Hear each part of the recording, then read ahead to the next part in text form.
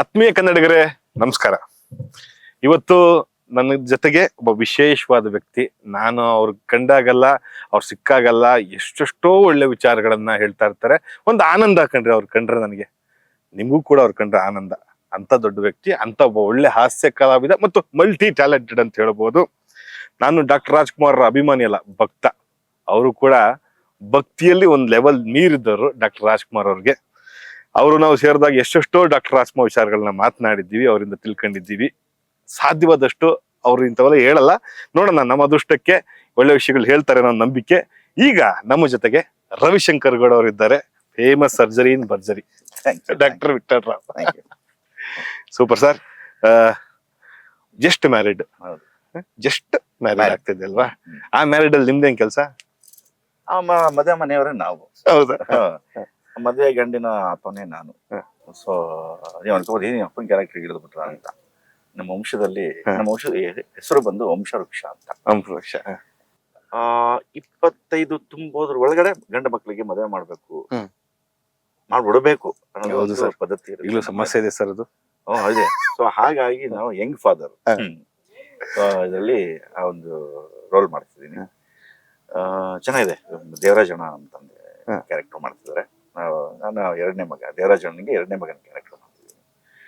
And ತುಂಬಾ ದೊಡ್ಡ ತಾರಾ ಬಳಗವಿದೆ, ದಂಡೆ ಇದೆ. ನಮ್ಮ ಯಾರು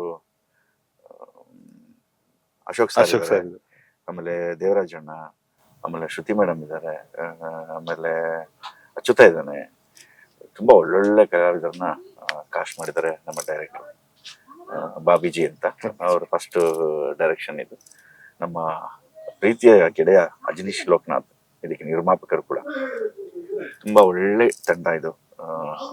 ಖುಷಿ ಆಗ್ತಿದೆ ಕೆಲಸ ಮಾಡಿ. ಜಸ್ಟ್ ಮ್ಯಾರಿಡ್ ತಂಡದಲ್ಲಿ ನಾವು ಇದ್ದೀವಿ.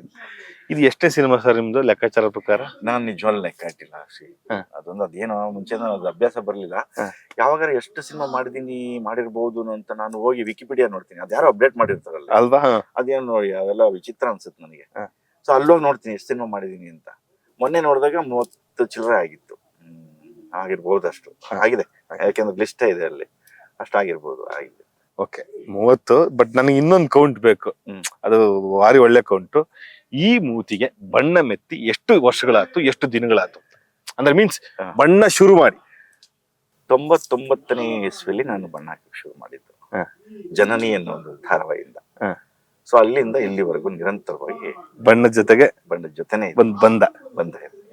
Super sir, super sir. ಬಣ್ಣ ಅಂತ ವಿಚಾರ ಬಂದಾಗ ಅಂದ್ರೆ ನೀವು ಹೇಳೋ ಮಾತು ಈಗಿನ ಯುವ ಕಲಾವಿದರಿಗೆ ಸ್ಫೂರ್ತಿ ಆಗ್ಲಿ ಅಂತಂದ್ರೆ, ನಿಮ್ಮಲ್ಲಿರೋ ಭಕ್ತಿ ನಾನು ತುಂಬಾ ಹತ್ತಿರದಿಂದ ಕಂಡಿದ್ದೀನಿ. ಬಣ್ಣದ ಹುಚ್ಚು ಹತ್ತಿದ್ದೇಕೆ ಮತ್ತು ಬಣ್ಣವನ್ನ ನೀವು ಎಷ್ಟು ಗೌರವಿಸ್ತೀರಿ? ನನಗೆ ಅದು ನಾನ್ ಗೌರವಿಸ್ತಾ ಇದ್ದೀನಿ ಮೊದಲನೇವನು ಅಂತಲ್ಲ, ನಮ್ಮ ಮನೆಯಿಂದ ಶುರು ಆಯ್ತು. ನಮ್ಮ ಮನೆಯಲ್ಲೇ ನಾಟಕ ಪ್ರಾಕ್ಟೀಸ್ ಮಾಡೋರು, ಸೊ ನಮ್ಮ ಮನೆಯಲ್ಲೇ ಮೇಕಪ್ ಮಾಡೋರು. ನಮ್ಮ ಮನೆ ಎದುರುಗಡೆ ರಂಗ ಅಂತ ಇತ್ತು, ಮಂಡ್ಯ ಕೀಲಾರ ಅಂತ ನಮ್ಮೂರು. ಅಲ್ಲೇ ನಾನು ಹುಟ್ಟಿದ್ದು ಕೂಡ. ಸೊ ನಮ್ಮ ಮನೇಲಿ ಎಲ್ಲಾ ಕಲಾವಿದರು ದಂಡ ನೋಡ್ತಿದ್ದೆ, ಅವರು ಪ್ರಾಕ್ಟೀಸ್ ಮಾಡೋ ರೀತಿ ನೋಡ್ತಿದ್ದೆ. ಆಮೇಲೆ ನಾಟಕದ ದಿನ ಬಂದಾಗ ನಮ್ಮನೇಲೆ ಮೇಕಪ್ ಆಗೋದು, ಅವಾಗೆಲ್ಲ ನಮ್ಗೆ ಅದೊಂಥರ ಆಶ್ಚರ್ಯ. ಯಾಕೆ ಇದು ಬಣ್ಣ ಹೆಂಗ ಹಚ್ಕೊಳ್ಳೋದು? ಅವಾಗೆಲ್ಲ ಬಣ್ಣ ನೀವು ನೋಡಿದ್ರೆ ಪಟ್ ಹಿಂಗ ಪಾಟ್ ನೋಡಿದಾರೆ ಹಂಗೆ ಸೌಂಡ್ ಕೇಳೋದು. ಸೊ ಆ ನಂಟು ಅಲ್ಲಿಂದನೇ ಶುರುವಾಯ್ತು. ಸೊ ಅದು ನನಗೆ ಗೊತ್ತಿಲ್ಲ, ನಮ್ಮ ಸೋದರ ಭಾವಂದಿರು ನಾಟಕ ಮಾಡ್ತಿದ್ರು, ನಮ್ಮ ತಂದೆಯವರು ಎಲ್ಲ. ಸೊ ಅದು ನನಗೆ ಅಲ್ಲಿಂದನೇ ನನಗೆ ಆ ಗೀಳು ಬಂದಿರ್ಬೋದು ಅಂತ. ಬಟ್ ನನಗೆ to be frank with you, ನನಗೆ ಆಕ್ಟ್ ಮಾಡಕ್ಕೆ ಅಷ್ಟು ಇಷ್ಟ ಇರ್ಲಿಲ್ಲ ನನಗೆ. ಹೌದು ಸರ್? ಹೌದು. ನನಗೆ ನಟ ಆಗ್ಬೇಕು ಅಂತ ಇಷ್ಟನೇ ಇರ್ಲಿಲ್ಲ. ನನಗೆ ಈ ಹಾಡೋದು ಅಂದ್ರೆ ಹುಚ್ಚು ಜಾಸ್ತಿ. ನನಗೆ SP ಬಾಲಸುಬ್ರಹ್ಮಣ್ಯಂ ತರ ಆಗ್ಬೇಕು, ಅಣ್ಣವ್ರ ತರ ಹಾಡ್ಬೇಕು. ಆ ತರದ್ದು ಹುಚ್ಚು ಯಾವಾಗ ಹತ್ಕೋತು ಅಂತಂದ್ರೆ, ಊರಿಂದ ನಮ್ಮ ತಂದೆ ಬಂದು ಮಂಡ್ಯ ನಂದಾ ಥಿಯೇಟರ್ ಅಂತ ಒಂದಿತ್ತು. ಹೌದು. ಇಲ್ಲ, ಈ ಹೊಡೆದಾಕ್ಬಿಟ್ರು ನಿಂತ್ಕೊಂಡು ಈಗ ಹೋದ್ ತಿಂಗಳು. ಒಂಥರ ದುಃಖ ಆಗೋಯ್ತು ಅದ್ ನೋಡಿ. ಯಾಕಂದ್ರೆ ನಾನು ಬೆಳೆದಿದ್ದ ಜಾಗ, ಇವತ್ತು ಬೆಳಿತಿರೋದಕ್ಕೆ ಕಾರಣವಾದ ಜಾಗ ಅಂತ.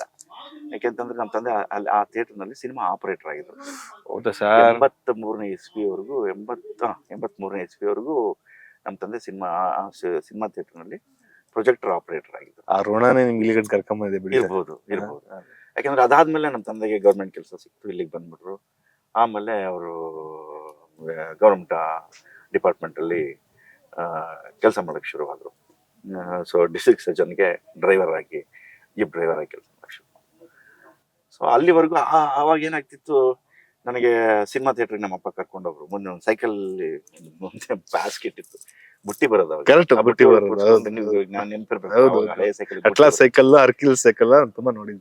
ಹೀರೋ ಸೈಕಲ್, ಹಾ, ಇದಕ್ಕೆಲ್ಲ ಬುಟ್ಟಿ ಬರೋದು. ಆ ಬುಟ್ಟಿ ಒಳಗೆ ಕೂರ್ಸ್ಕೊಂಡು ಸಿನಿಮಾ ಥಿಯೇಟರ್ ಕರ್ಕೊಂಡು ಹೋಗೋರು. ಥಿಯೇಟರ್ ಅಲ್ಲಿ ಮೇಲ್ಗಡೆ ನನಗೆ ಪ್ರೊಜೆಕ್ಟ್ ರೂಮ್ ಅಲ್ಲಿ ಕೂರಿಸ್ಬಿಟ್ಟು ಅವ್ರಿಗೆ ಮಾನಿಟರ್ಗೆ ಅಂತ 2 ಪ್ರೊಜೆಕ್ಟರ್ ಇರೋದು, ಒಂದು ಲೋಡ್ ಆಗಿರೋದು, ಇನ್ನೊಂದು ರನ್ ಆಗ್ತಿರೋದು. ಅಲ್ಲಿ ಅವ್ರಿಗೆ ಮಾನಿಟರ್ ಹೆಂಗ್ ಕೇಳಿಸ್ತಿದೆ, ಸೌಂಡ್ ಹೋಗ್ತಿದೆ ಅಂತ ಕೇಳೋದಕ್ಕೆ ಒಂದು ಮಾನಿಟರ್ ಇತ್ತು. ಅದ್ರ ಪಕ್ಕ ನಾನು ಕೂರಿಸಿ, ಅವಾಗ ಜಂಬೋ ರೀಲ್ ಅಂತ ಬರ್ತಿತ್ತು. ಇವಾಗೆಲ್ಲ ಚಿಕ್ಕ ಚಿಕ್ಕ ರೀಲ್ ಬರ್ತಾವಲ್ಲ, ಅದ್ರಲ್ಲ ಅವಾಗ 1000 ಫೀಟ್ ದೊಡ್ಡ ರೀಲ್ ಬರ್ತದೆ, ಅದ್ರ ಬಾಕ್ಸ್ಗಳಿತ್ತು. ಅದ್ರಲ್ಲಿ ಯಾವುದೋ ಒಂದು ಬಾಕ್ಸ್ಗೆ ಕಡಲೆಪುರಿ ಹಾಕ್ಬಿಟ್ಟು ನನ್ನ ಕೂರ್ಸೋರು. ಆ ಕಿಂಡಿ ಒಳಗೆ ನಾನು ಸಿನಿಮಾ ನೋಡ್ತಿದ್ದೆ. So ಅಲ್ಲಿ ರಾಯಲ್ ಟ್ರೀಟ್. ಹಾ, ರಾಯಲ್ ಟ್ರೀಟ್. ಸೊ ನಮ್ಮಪ್ಪ ಪಕ್ಕದಲ್ಲೇ ಕೂರ್ಸ್ಕೊಂಡಿರೋರು. ನನಗೆ ಒಂದು ಇಂಗ್ಲಿಷ್ ಸಿನಿಮಾ ಇದೆ, ಸಿನಿಮಾ ಪ್ಯಾರಡೈಸ್ ಅಂತ. ಹಾ. ಅದು ಆಲ್ಮೋಸ್ಟ್ ನಂದೇ ಸ್ಟೋರಿ ಅಂತ ಅನ್ಸುತ್ತೆ. ಯಾಕಂದ್ರೆ ಅಪ್ಪ ಮಕ್ಳು ಚಿಕ್ಕ ಮಗುವಿನಿಂದ ಕರ್ಕೊಂಡು ಹೋಗೋ ಸಿನಿಮಾ. ಅವ್ರ ತಂದೆ ಆಪರೇಟ್ರು, ಮಗುನ ಕರ್ಕೊಂಡು ಪ್ರೊಜೆಕ್ಷನ್ ಮಾಡಕ್ ಹೋಗ್ತಿರ್ತಾರೆ. ಅದು ನೋಡಿದಾಗೆಲ್ಲ ನಂಗೆ ಹಂಗೆ ಅನ್ಸ್ಬಿಡ್ತಾರೆ, ಇದೇನ್ ಕಾನ್ಸಿಡೆನ್ಸ್ ಅಂತ. ಸೊ ಹಂಗೆ ಅದು ಆವಾಗ ಅದು ಅಣ್ಣವ್ರ ಸಿನಿಮಾಗಳನ್ನ ನೋಡಿ ನೋಡಿ ನೋಡಿ ನೋಡಿ ನೋಡಿ ಅದು ನನಗೆ ಒಂಥರ ಅವ್ರ ತರ ನಿಂತ್ಕೋಬೇಕು. ಅಡಿಯಿಂದ ಮುಡಿ ತನಕ ನನ್ ಸೊಂಟದ ಮೇಲೆ ಕೈಯೇ ಇಳಿಸ್ತಾ ಇರ್ಲಿಲ್ಲ ಅಂತ ಅವಾಗ ನಮ್ಮ ಅಮ್ಮ ಹೇಳ್ತಾರಲ್ಲ, ಯಾವಾಗ್ಲೂ ಹಿಂಗೇನೆ ಅಂತ. ಹಿಂಗೆ ಹಿಂದ್ಕೊಳ್ಳೋದು ಅಂತ. ಸೊ ಅಷ್ಟು ಇಷ್ಟ. ಅಲ್ಲಿಂದ ಅಣ್ಣವ್ರ ಕಂಡ್ರೆ ತುಂಬಾ ಇಷ್ಟ ಆಗಕ್ಕೆ ಶುರು ಆಯ್ತು. ಸೊ ಆ ಬಣ್ಣ ಹಂಗೆ ಸಿನಿಮಾ ರಂಗದ ಏನೋ ಕೆಲಸ ಮಾಡ್ಬೇಕು, ಸಿನಿಮಾ ರಂಗದಲ್ಲಿ ಏನೋ ಕೆಲಸ ಮಾಡ್ಬೇಕು ಅಂತ. ಬಟ್ ಪ್ಲೇಬ್ಯಾಕ್ ಸಿಂಗರ್ ಆಗ್ಬೇಕು ಅಂತ ಬಂದಾಗ ನನಗೆ ಈ ಸರಿಗಮಪದ ಅದಕ್ಕೆ ಬೇಸಿಕ್ ಏನ್ ಬೇಕು ಕಲಿಬೇಕು ನನ್ಗೆ ಗೊತ್ತಿರಲಿಲ್ಲ. ಸೊ ಹಂಗಾಗಿ ಆ ತಲೆಗೆ ಹೋಗ್ಲಿಲ್ಲ ನನಗೆ. ಸೊ ಅದನ್ನ ಅಷ್ಟು ಕಂಟಿನ್ಯೂ ಮಾಡಲಿಲ್ಲ ಶಾಸ್ತ್ರೀಯವಾಗಿ ಕಲಿಯೋದಕ್ಕೆ. ಯಾಕೆಂದ್ರೆ ಈ ಸ್ಕೂಲು ಕಾಲೇಜುಗಳಲ್ಲಿದ್ದಾಗ ನನಗೆ ನೀವು ಕೇಳಿದ ಬಣ್ಣದ ನಂಟು ಹೆಂಗೆ ಶುರು ಆಯ್ತು ಅಂದ್ರೆ, ನಾನು ಸ್ಕೂಲು ಕಾಲೇಜಲ್ಲೇ ನಾನು ನಾಟಕ ಮಾಡ್ತಿದ್ದೆ. ಪ್ರತಿಯೊಂದು ನಾಟಕದಲ್ಲೂ ಕೂಡ ನಾನೇ ಲೀಡ್ ರೋಲ್ ಮಾಡ್ತಿದ್ದೆ. ಬಟ್ ಇಂಟ್ರೆಸ್ಟ್ ಇಲ್ಲ, ಸುಮ್ಮನೆ ಮಾಡ್ತಿದ್ದೆ ಅಷ್ಟೇ. ಬಟ್ ಲೀಡ್ ರೋಲ್ ಮಾಡೋದು. ಬಟ್ ಡೆಸ್ಟಿನಿ ಅದು ಬಿಡ್ಬೇಕಲ್ಲ, ಇಲ್ಲ ನೀನು ಅದಕ್ಕೆ ಲಾಯಕ್ಕಲ್ಲ, ಇದಕ್ಕೆ ಲಾಯಕ್ ಬಾ ಅಂತ ಕರ್ಕೊಂಬಂತ ಏನೋ ಕೊನೆಗೆ ನಾನು ಆ್ಯಕ್ಟ್ ಮಾಡೋಕ್ಕೆ ಶುರು ಮಾಡಿದೆ. ನಾನು ಶುರು ಮಾಡಲಿಲ್ಲ, ಅದೇ 99 ಜನನಿ ಅಂತ ಒಂದು ಧಾರಾವಾಹಿಗೆ ಒಬ್ಬ ಭಾರತೀಯಮ್ಮನ ಅಳಿಯನ ರೋಲ್ಗೆ ಬೇಕು ಅಂತ ಹೇಳಿ ನನ್ನ ಕೇಳ್ಕೊಂಬಂದು. ಸೊ ನಾನು ಮಾಡ್ತೀನಿ ಅಂದೆ. ಓಕೆ ಮಾಡ್ತೀನಿ, ಗೊತ್ತಿತ್ತಲ್ಲ ನನಗೆ, ಇಲ್ಲ ಅಷ್ಟು ತರಬೇತಿಗಳಾಗಿತ್ತು, ಮಾಡ್ತೀನಿ ಅಂತ ಅಂದ್ಬಿಟ್ಟು ಅಲ್ಲಿಂದ ಶುರು ಮಾಡಿದವನು. ಅದೇನಾಗೋಯ್ತು, ಈ ಸಿಂಗಿಂಗ್ ಹೋಗ್ಬಿಟ್ಟು ಆ್ಯಕ್ಟ್ ಮಾಡಿ ಅಲ್ಲಿವರೆಗೂ ಆರ್ಕೆಸ್ಟ್ರಾದಲ್ಲೆಲ್ಲ ಹಾಡ್ತಿದ್ದೆ ನಾನು. ಅಲ್ಲಿಂದ ನನಗೆ ಅಭಿನಯ ಶುರುವಾಗೋಯ್ತು 99ಇಂದನೇ. ಸೊ ಇಲ್ಲಿಗೆ 22 ವರ್ಷ ಹತ್ತತ್ರ. Super super sir. ಸೊ ಅಲ್ಲಿ ಶುರುವಾಗಿದ್ದು ಹೀಗೆ ನಿರಂತರವಾಗಿ ಹಿಂಗೆ ಬೆಳೆದೋಯ್ತು. ಬದುಕು ನಡೆಸ್ತಾ ಇದ್ದೀನಿ. ಅದಕ್ಕೆ ಕಾರಣ ನಾನು ಅನ್ನೋದಕ್ಕಿಂತ ಹೆಚ್ಚಾಗಿ ಜನರು ನನ್ನ ಇಷ್ಟಪಟ್ಟು ಇಲ್ಲಿವರೆಗೂ ಕರ್ಕೊಂಡ್ ಬಂದಿದ್ದಾರೆ. ಖಂಡಿತ ಖಂಡಿತ ಸರ್.